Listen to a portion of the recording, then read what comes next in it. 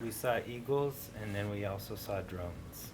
The new eagle. Did you really? Yeah. Welcome back. And we're going to ask you some questions about your trip to the Standing Rock Reservation and kind of briefly explain to us what we saw. As natives from the urban area, we want to educate and share with everyone else our perspective. That project is intruding into the Standing Rock Sioux tribe land that, according to the 1868 Fort Laramie Treaty, guarantees that the Standing Rock Sioux Nation has access to enjoy the undisturbed and unoccupied land. And now this project wants to go under the Missouri River, and therefore it's disturbing their sacred grounds, disturbing their treaty, which by the U.S. Constitution states that treaties are part of the supreme law of the land. The camps that we were a part of were the Honeysuckle camp.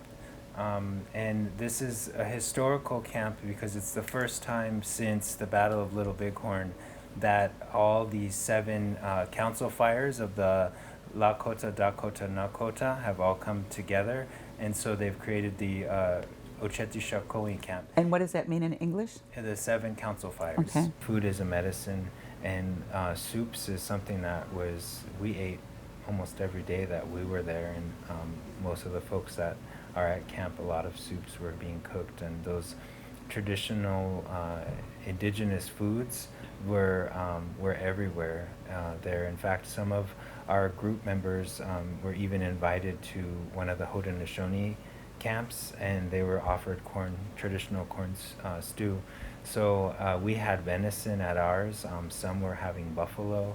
So all those indigenous foods, which is medicines, were there eaten. It was very, we talk about prophecies, it feels like everything we were told growing up is all this time is now. And there's like a spiritual awakening that's happening, and you can feel that when you're there.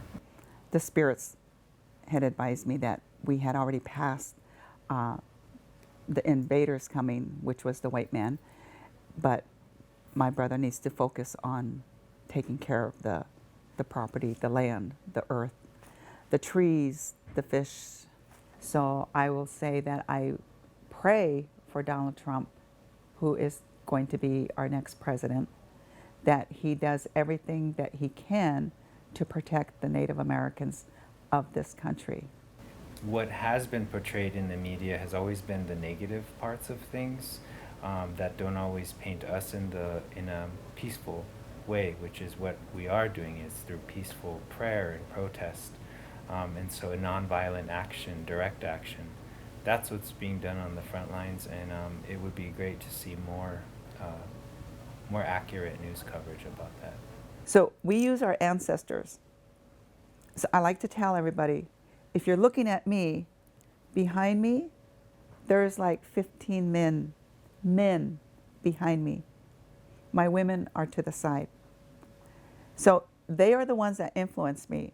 And when I'm in trouble and when I'm in need, they step forward and they push me forward. When I pray, I'm actually talking to my ancestors.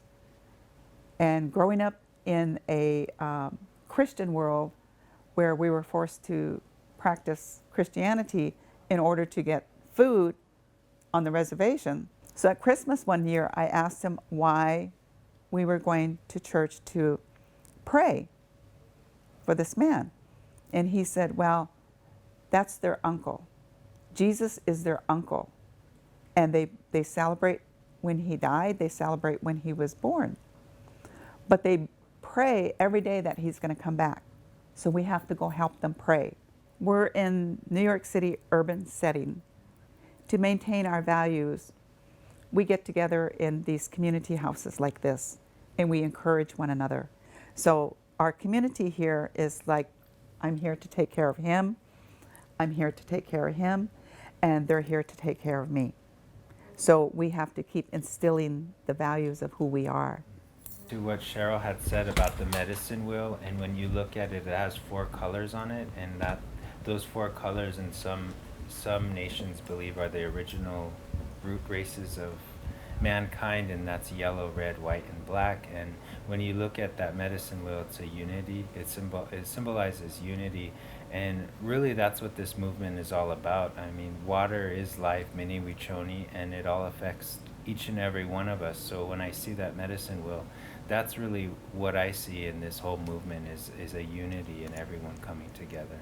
Mini wichoni. Water is life. Water is life. Water is life.